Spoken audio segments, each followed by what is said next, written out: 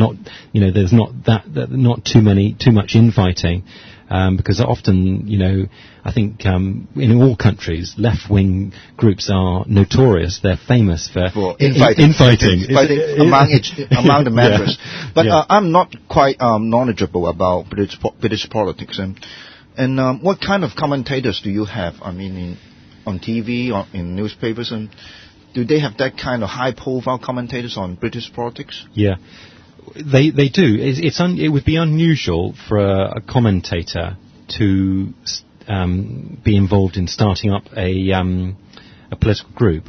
So, as regards what Raymond has done, that I would say was unusual, because normally, in terms of media people or a commentator or a newspaper, a columnist or a radio host, they would tend to be, most of them would stand, they want to remain as their own little entity, their own small little power base, and so on, and perhaps they would want to be sort of seen as independent rather than becoming part of or forming a political group. But I think I'm presuming that Raymond thought that ultimately you have to get involved in a political group to push for real change. And as a commentator, you can sit and comment and talk as much as you want.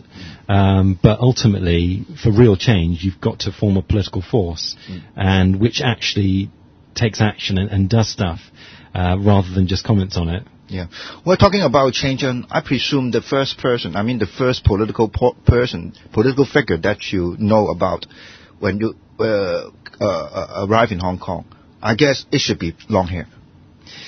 Yeah.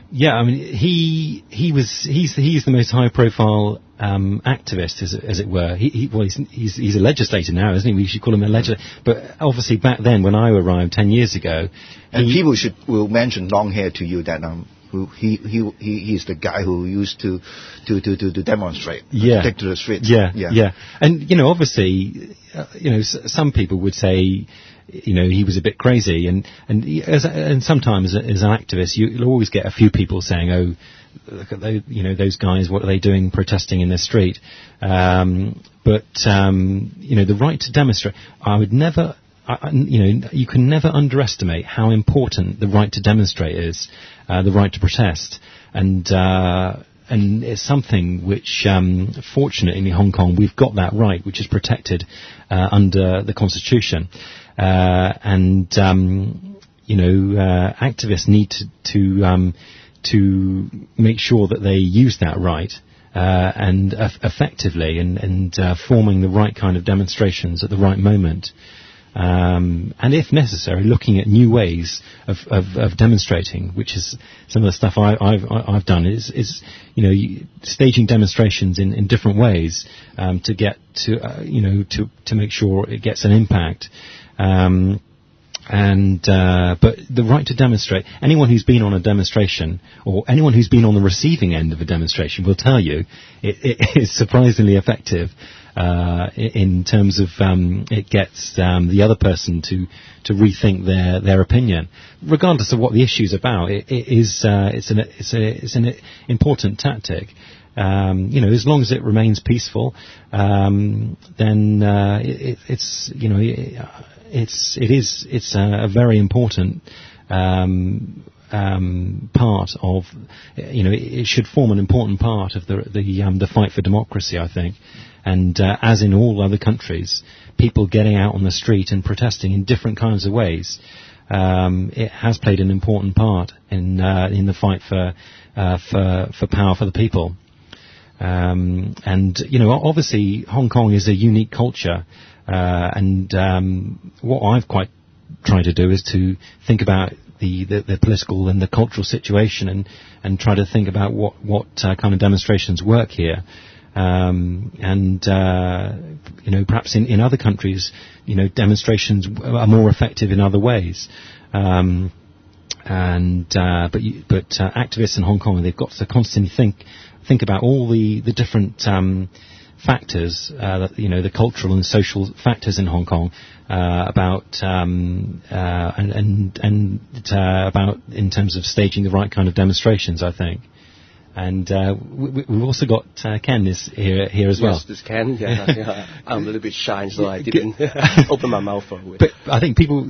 So Ken, tell us a bit more about your where you're coming from and how you got more involved in this in the group and with LSD and stuff. Yes, I born in Hong Kong, but I've been studying in London for 3 years, and I have something similar to you. I also study in the left-wing university, which I study in East End, and those are grassroots people over there. So I basically learn a lot of foul language and slangs over there. And maybe I ask you about what do you think about minimum wages?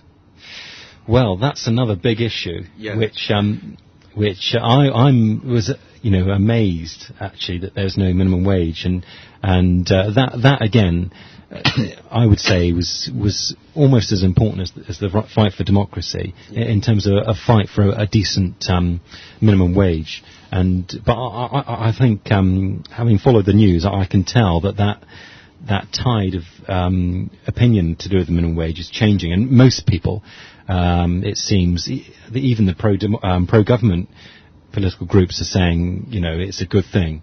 Now it's only it seems to be only the business, the Liberal Party who are totally against it. So I'm pretty sure that's going to be coming in pretty soon. It's just a matter of what level it comes in, what level, what amount the minimum wage would be. But you can be sure that it's going to be low, and people are going to need to fight for a higher level, and that's important. And in Britain, that there's an ongoing debate about the level of the minimum wage, and since 1997, when it was brought in, it has been slowly increased, once it's been brought in, people are going to have to fight for it to be increased, because the businesses in Hong Kong, the big corporations and the tycoons, they've got, to be honest, so much money, they just don't know what to do with it, and it's just a matter of fairness, isn't it, ultimately. And I would argue it makes good business sense. If I was a big tycoon, I would want to give people a fair and decent wage, because it just makes a better business environment. That's my opinion. But nevertheless, the tycoon in Hong Kong, they don't think in this way, because minimum wages become very controversial in Hong Kong, because we have been brainwashed. What I use the word brainwashing us for many years, that having minimum wages will lose our job, and then they will cut most of the position which is for grassroots, and then the people will become poor and take the welfare. So that is that's what we learned from our school in Hong Kong. So. But what do you comment about it? Well, that's exactly right. That's what Hong Kongers learn at school. But you have to remember who runs the schools, and it's the government who run the schools, and that's what people are being told in schools. But the reality is, who's the big brother in England? You know they brought this kind of right-wing education and brainwashing in. So Margaret Thatcher. Yeah, that's right. During the 1980s, when I was at school, that was what the schools were all saying. And you can never underestimate the power of the education system to control people.